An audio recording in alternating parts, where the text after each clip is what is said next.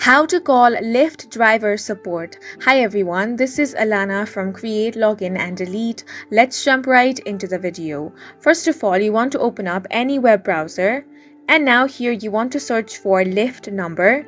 If you have any questions regarding your transaction history or any other issue, you can directly contact the Lyft customer service by dialing the number shown here.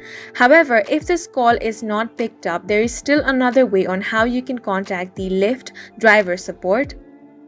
All you have to do is search for help.lyft.com.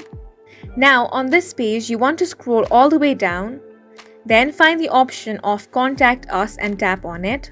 If you have an account, tap on the Login option and log into your account, or else tap on the option of I don't have an account.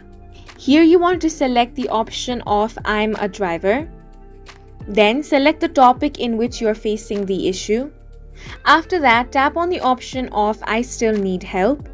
Here you will have to fill up this form, enter the subject, your email address, your phone number, and the description about your issue. You can also attach files or photos here. Then you will have to verify that you are human by checking this box.